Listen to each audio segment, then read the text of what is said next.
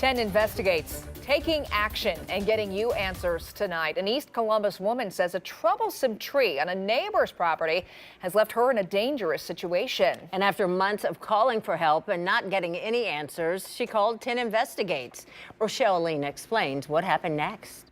How long have you lived here in this home? 16 years in Old Oaks. Miss Ella Moody has lived in East Columbus for a long time, and in all her years, she's never seen anything quite like this. What happened?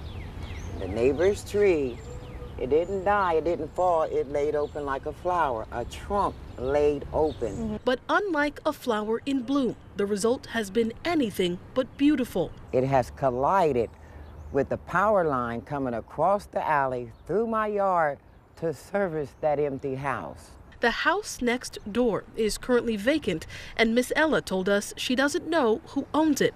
She says she's called code enforcement, but claims they told her the city couldn't help her. So she called AEP. AEP won't move the line. They're telling me I need to cut these limbs so they can tighten the line. I'm saying tighten the line. How about run it in another direction?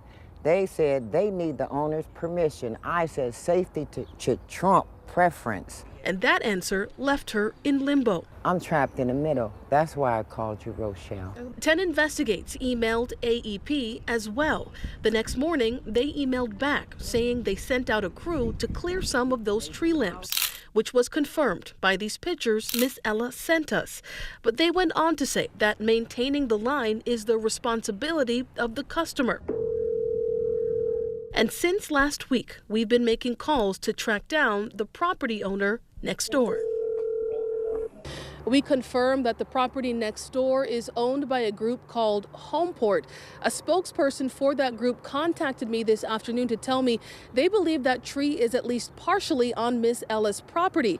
I asked them how much of the tree was on her property and also pointed out that the tree appears to have partially fallen over, but I was told they wouldn't have specifics unless they did a survey, and they told me that process could take weeks. They also asked us for her contact information, so with permission, we were able to pass along her phone number. They told us they're going to call her and work to resolve this issue. In Columbus, Rochelle Aline, 10 TV News.